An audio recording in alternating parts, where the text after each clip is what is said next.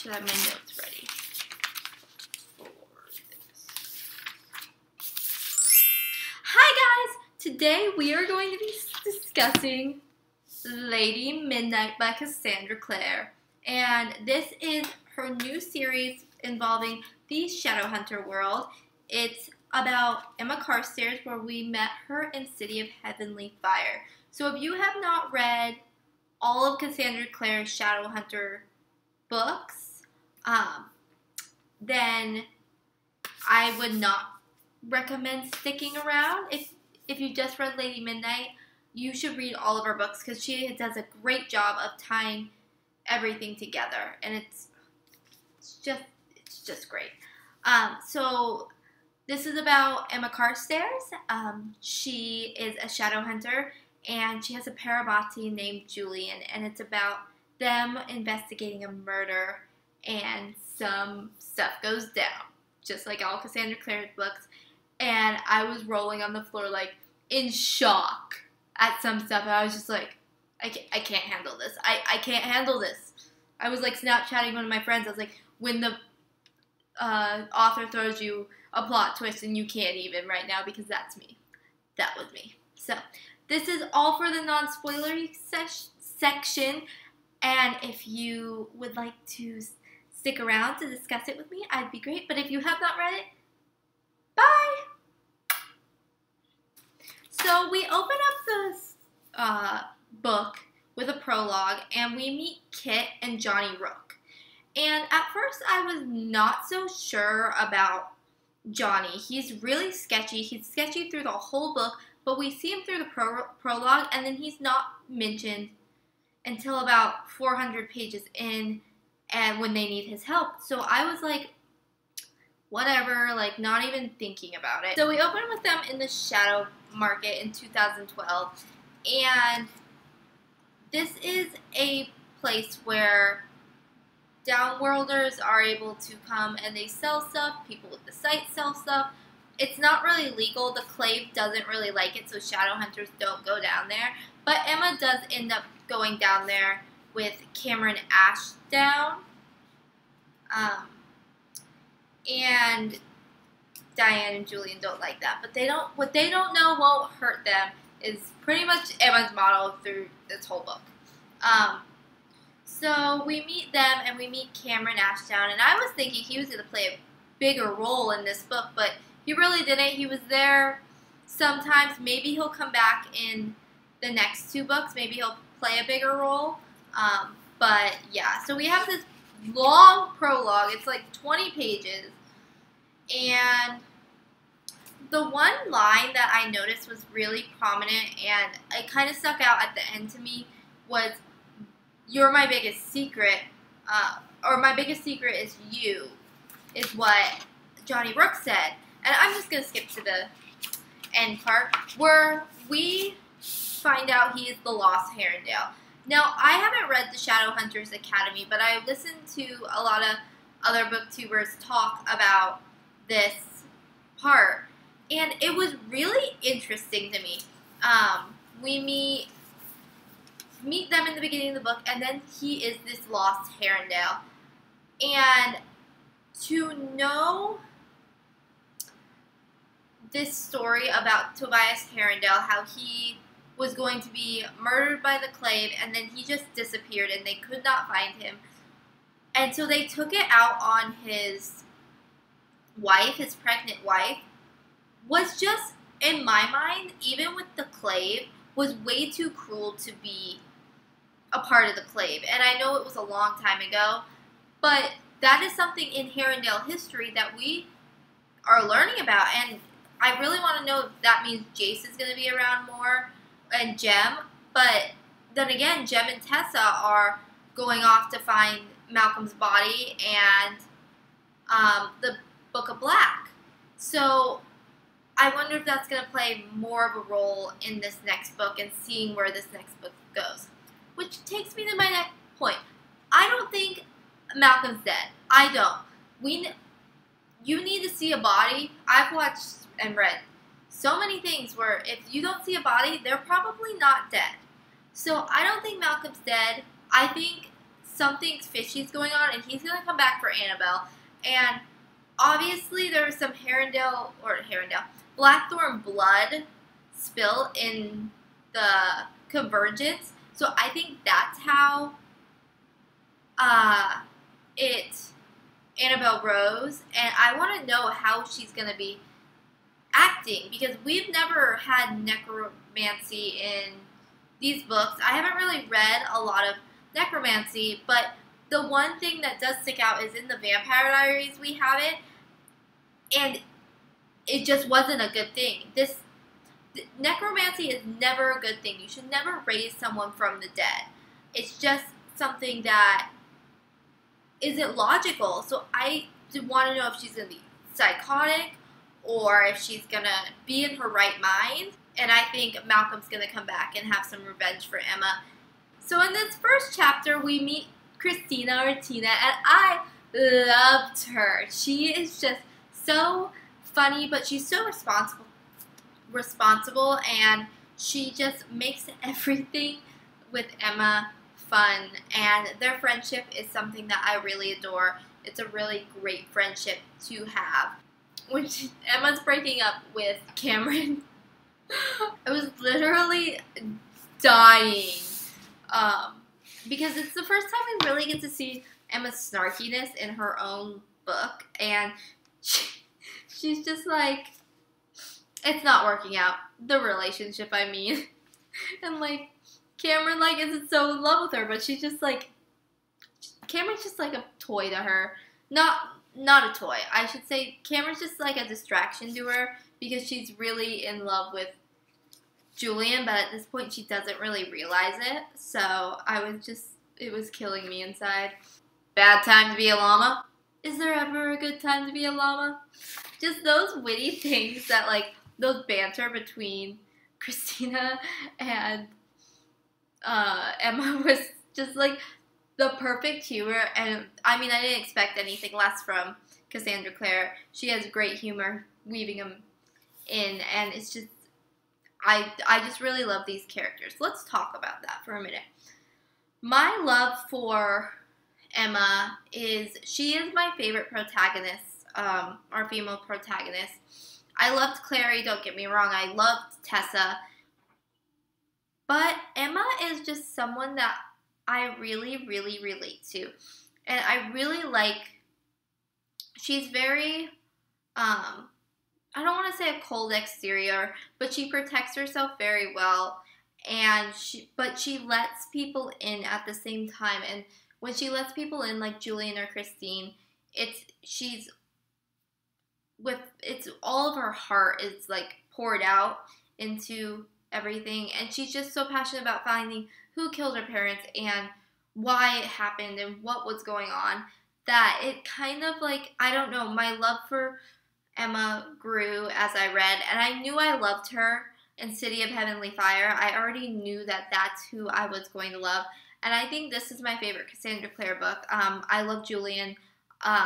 They say he has a ruthless heart, and that's one thing that really got to me, because I love Julian, and I love that he took on his siblings at such a young age, and he was 12 years old running the Institute because Arthur couldn't, and he was taking care of the kids and becoming their father pretty much right after the Dark War, where he had to kill his father. And I think for me, that gives me a lot of respect for Julian, and I see how hard it was on him. I see how hard the Dark War was for everyone in this book. All these characters went through something. I mean, Emma and Julian just had the roughest time, and I think that really made them have this rash decision to become Parabati, because now they're regretting it. And I knew they were. I knew that this is the road we were going to go down, but I didn't realize how forbidden and how bad how bad it was to be Parabati, because pretty much when you fall in love with your Parabati, you go mad, and the runes, you can't draw runes. It's just, you become magical, and that's not okay. And I want to know how this is going to be resolved. Is was when Emma stabbed the book and it electrocuted up her arm and burned her arm. Did that burn off the Parabati bond? Or are we going to have to sacrifice something even greater to make it so that they can be together? Or are they just never going to be able to be together and we're going to have a sad life? I don't know. I feel like Emma really wears her heart on her sleeve, and when she loves someone, she loves so passionately. Emma is going to have a really rough time in this next book. We had a lot of talk about the law in this book, that it kind of dove more into this Parabati bond that we really didn't know about when we were learning about like Jem and Will or Jason Alec. We didn't really know a whole lot about the Parabati bond. We knew it made you stronger, you were connected. If you died, your Parabati would feel, and it felt like they were dying. It just was kind of laid out for us, and now we're really delving into this law about it. And the line that Emma says was, "The law is annoying, but is also flexible," reminded me so much of Jace. She's described as the female version of Jace, but I really think she is different from Jace. I feel like she is snarky and she is hard exterior and she's a great shadow hunter, but I also feel like she is a little bit more with her emotions than Jace was. Because let's be real, Jace doesn't like to use his emotions a lot. I wrote about her wall in her closet, which was really interesting, and it actually reminded me a lot of like Styles' wall in his room, where he has like the red and all the yarn. I really liked that Emma did that in her closet, where she had it all out, and it was like she was investigating, because she was, but it had to be hidden. It couldn't be in plain sight. I really liked that she had it all, and that part where Julian comes in after and she goes, "I don't know what to do with all this stuff." And he said, "Well, you can worry about that in the morning." But I really want to know, like, what is she going to do with all that stuff? Because that was such a big part of these 5 years since the Dark War. This has consumed her life for 5 years. She can't just, like, throw it away. She can't just get rid of it, because I feel like that's going to leave a mark too. So I think that wall will stay up a little longer than it's supposed to, or it'll just not be mentioned ever again in the books. But I think that wall really symbolizes her growth as a person and her 5 years and how hard it's been since the Dark War and her parents dying. Malcolm Fade, and from the very start, I did not trust Malcolm Fade like I had trusted Magnus when we first meet him in City of Bones. Did not trust Malcolm, and throughout the book, I continued not to trust him, because the kids would ask him to do something, and he wouldn't follow through, really. I mean, he would give it, like, half effort, but he wouldn't follow through. And so, in the back of my mind, I was always suspicious about him. So when it was announced he was the Guardian, I was shocked, just because he seemed like he loved the kids so much. And when he took Tabby, I literally was just like, I dropped the book and I was just like, are you kidding me? Like, you sit here and act like you love these kids so much after all they've lost, and now you're going to betray them like this? It was not okay, and I was just so angry at this warlock. And in my mind, I was like, this is why Magnus was better. This is why I love Magnus more. Mundane think everything is a satanic cult activity. Most cults are actually service of completely different demons than Lucifer. He's quite famous and very hard to reach. Rarely does favors for anyone. Really an unrewarding demon to worship. I was really excited that we heard about Jason Clare and the gang's life after, even though we got that little short story in the back of the book. I was really excited that in the book that we kind of heard about them a lot. I feel like we heard about them a lot, and I love that Simon is Claire's Parabati now. It just makes me so happy. It makes me so happy. And Simon and Isabel are gonna get married, and Clary and Jace are gonna get married, and our babies are all grown up, and I was really happy that we heard that Simon was now a shadow hunter and they were Parabati, and it was just perfect. So this line said by Julian when Emma and him are in a fight, or not really a fight, it's kind of just like a heated argument, and they're talking about Mark and how Julian thinks Mark doesn't want to see any of them, any sign of them while he's in the hunt, and he doesn't want any contact, and he thinks that Mark hates him, and all this stuff. And there's a line he says, neither of you chose. No, we didn't. We didn't choose, because if I had been able to choose, I would have really had some really different decisions. And Emma kind of stops and like looks at him and is like, what would you have done differently? And he said, I don't know if I would have been Parabati. And that kind of like really made me mad, because at this point, Emma doesn't really know if he likes her, and we know, because we can see both their point of views, but we can't be like, Emma, like, he's in love with you at this point. We can't shake her and tell her, which I really wanted to do. But that just, like, why would you say that to your Parabati? Like, that was the kind of ruthlessness and the hard, like, exterior of Julian that I really didn't like. I didn't like those points of him where he was just like, I wouldn't want to be Parabati with you. And just because you're Parabati and you're in love with them, you can regret the decision, but you shouldn't tell your Parabati that. You shouldn't be that person and be like, I wouldn't want to be.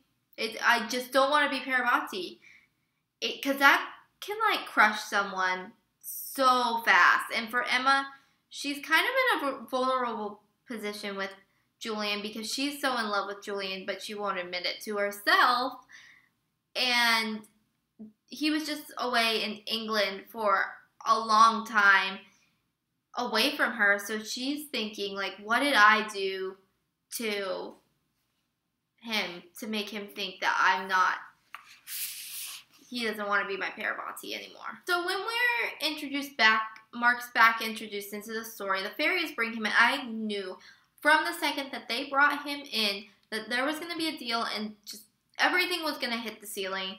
It wasn't going to be a good thing. I don't trust fairies. Fairies in these books, I will never trust. And partly reason, like, I trust Mark, but then I don't trust Mark at some points, because I feel like he would go back to the hunt like that if something just, like, wasn't the way that it should be. And he really thought that before Emma came to him at the end of the book, which we'll discuss later. He said he should have went back to the hunt. And I feel like he always does that. He's always, like, at odds with, should I be here? Should I be with the hunt? Like, just stay with your family. You don't need to go back to the hunt with those freaking fairies, and it's just, no. Let's discuss this Blackthorn family motto. Lex mala lex nulla. A bad law is no law. Which ancestor decided that this was going to be the family motto? Like, hey, Clave, a bad law is no law. Like, this is why the Clave has a problem with the Blackthorns, because their family history is so, like, crazy, and just, like, that motto in itself would piss me off if I was a Clave member. I'd be like, well, thanks, like, thanks for that. Like, if I was a Clave leader, like, no, like, this is just something that shouldn't be the motto. But then they live by that, and Julian says it. He's like, you know our family motto. No, just rebellious Blackthorns. Oh, when we're at the area where they find the girl in the pool, I can't remember her name, but they find the girl in the pool, and Julian gets shot. gosh. I was like, and then he rips out the arrow because it's burning. Okay, I understand. You ripped out the arrow because it's burning.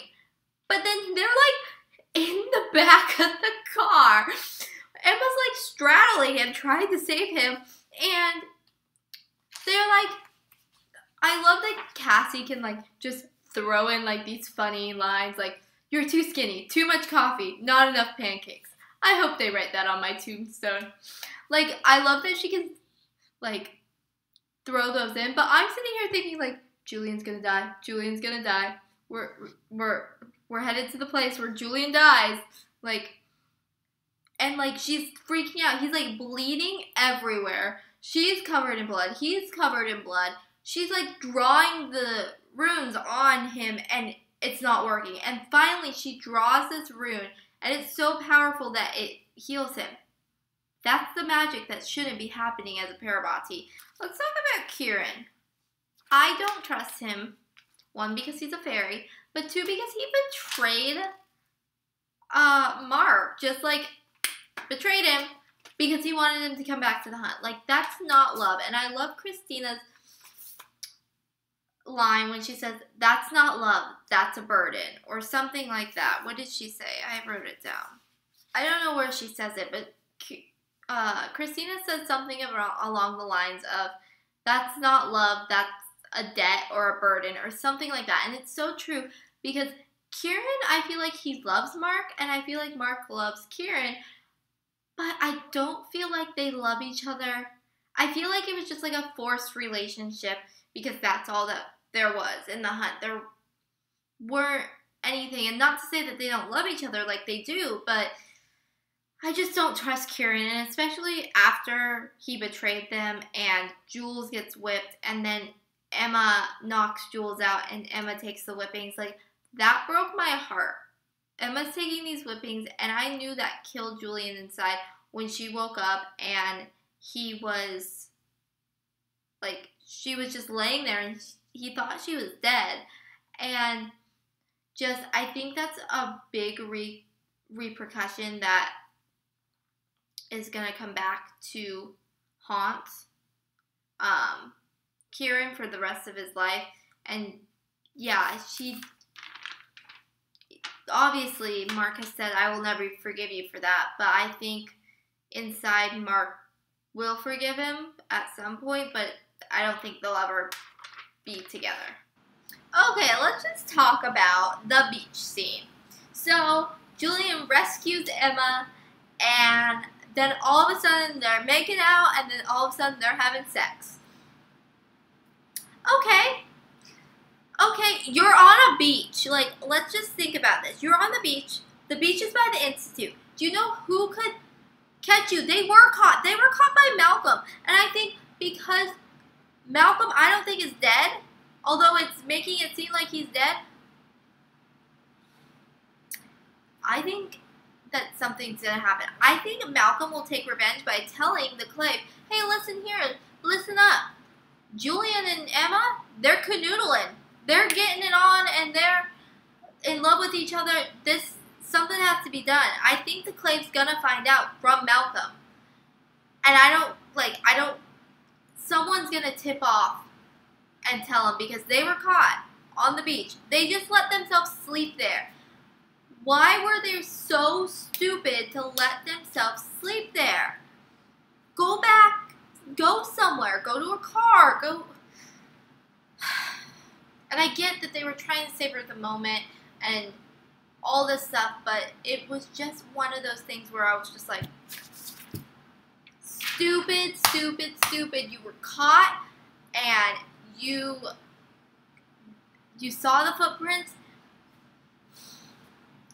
It's going to come back. It's going to come back and there's going to be repercussions for that more than there already are. And then we go completely backwards after that and Julian kind of is a freaking ass on the beach. Like, he's just like, oh, I know I'm feeling for you. Like, I don't love you.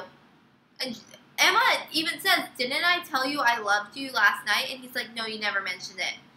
Like, he's just being a freaking ass. And it's just one of those things where I just wanted to reach through the book and smack him because he was being that way, and he gets that way so many times in this book that I just want to be like. I love, though, the scene after where she's in the car with Christina, and they're talking, and she's like, are you going to tell me what's wrong? And I was like, no. They're talking, normal, like, Emma's not listening. She goes, what? And Christina goes, I've been talking for about, like 3 minutes. You're not listening? And Emma just goes, I slept with Julian. And Christina, like, flips out, and I was just like, yes, that would be me. I'd be like, You did what now? Your parabati, like, you did what? So I just loved Christina's reaction, and she was just like, Emma, you can't do it again. Like, you can't, no, like, there's a law for a reason. You can't do it again. And Emma's like, yeah, I know. And then, like, later on, they're making out in front of the institute. Right in front of the institute where they could get caught. You know? Again. And they almost get caught, like, 3 times by the kids. Like, once in the bedroom at the end of the book, in the art studio, and I think there was another time that they almost got caught. Like, you guys are not being, you're just not being smart. Like, if you were smart, you would keep this hidden better. And obviously you're not, because everyone could have guessed it. I'm pretty sure Jem guessed it, Malcolm guessed it, like, come on, you guys are not being sneaky about this. And when they're making out in front of the institute, they do get caught. By the fairies. Of all people. Like, they could out you to the clave. Annabelle Blackthorne's story, where she falls in love with the warlock, which is Malcolm, and her family finds out, and they send her to the Iron Sisters. But they don't really send her to the Iron Sisters. They send her to, they kind of bury her alive, pretty much. They send her to, I don't know what to call it, like a building, and, like, lock her in this building for her to die. They murdered their own daughter because she loved a warlock. How messed up is that? Like, I understand why Malcolm is so mad, but at the same time, I'm like, Malcolm, you can't bring her back. Like, there's nothing you could do. You have to move on. But, like, that is so messed up. And now I see why the Blackthorns are all kind of a little bit crazy, and why people kind of question the Blackthorns and their loyalty, because their motto and their crazy past with their ancestors. Like, come on. Come on. Diana shows up. I thought she betrayed the kids, like, right there. That was one part where I was like, oh my God, are you kidding me? We're going down another, like, tutor betrayal. But no, she didn't. But what makes me mad is Diane didn't say anything to the kids. Like, she knows they're investigating. She knows what they're doing. She couldn't have been like, hey, kids, maybe you should not trust Malcolm. No, she just lets them do whatever she wants. Like, she just lets them go. And to me, that's so irresponsible. And I kind of want to know more about her past and why she is the way she is and so secretive. Because it's seriously, like, she made me so mad. Tell the kids that are trying to save people, trying to keep their brother, what the theory, like, Malcolm's the guardian. Like, just say it. But no, she has to be secretive, and then she has to go off, and it just wasn't okay. And I don't trust Diane, and I won't probably trust her at all. Oh, Emma, you took the wrong path, didn't you? But one could say that so much about your life. Julian and Emma have taken some paths that they don't want to be down anymore. Now they're Parabati, they're stuck Parabati, and they're in love. And Emma's life is kind of just like a tornado blown up in her face, and I'm really excited to see where it's going to go, but I'm really nervous at the same time for my favorite character. Like, I don't want her to be hurt anymore. She's my baby, and I love her. So at the end, we end up stabbing Malcolm. She stabs the book first, which since burns up her arm, which I think is going to come into play later on in the next book. But then she stabs him again and sends him through that like portal thing, the glass door with the ocean, and now he's at the bottom of the ocean with the Book of Black. I just don't think he's dead. I just have a hard time believing it, and if he's really dead, I think Annabelle is going to be a really big problem. But at the same time, I can't imagine him being dead. I feel like he's gonna come back into play or something crazy is gonna happen. Let's talk about the end of this book because it made me mad. Emma was really cold to Julian when she comes back and is like, we can't be together. And there's these lines that I just wanted to smack her so bad because she kind of was like, oh yeah, I'm gonna listen to Tessa. I'm gonna listen to what Tessa said. But then she took it too far. She says, please don't. You were right. You and I don't make sense. Mark and I would make sense. She just took it too far. She just wanted to like stab Julian in the heart and rip out his heart and stomp all over it. Ugh. Ugh. I wanted so bad for her to be like, I'm joking, JK. Tessa didn't mean rip and stomp off all over your Parabatsi's heart, like do that. No, she meant that you can't stop loving someone. You can make someone stop loving you, but you can't stop loving them. And she's trying to do that, but I don't think that will ever happen. I think they'll always be in love with each other. And then she goes to Mark. She's like, I need a favor. We gotta pretend to be in a relationship. And she specifically says, pretend. And Mark like slams the door shut and it's like, why pretend? Because she just said she wanted to pretend. Like, no, don't force Emma to do something that she really doesn't want to do just for the sake of pretending. And I feel like Mark is going to fall in love with Emma more, and Emma's not going to fall. I feel like there's going to be a love triangle, but like a disconnect. Like, it's going to be like Julian and Mark with Emma, and then Emma's just going to be like, Julian. Because I don't feel like she's going to fall in love with Mark. And if she does, that's going to be weird because Christina and Q. There's just a lot of love stuff going on. So, I don't know what's going to happen with that. But I was really creeped out. And I was like, Mark, no. Like, she said pretend. That means pretend. I really love this book. I gave it a 5 out of 5 stars on Goodreads. It was just amazing. It's my favorite Cassandra Clare book so far. And I hope you enjoyed my book talk about it. Thanks, loves.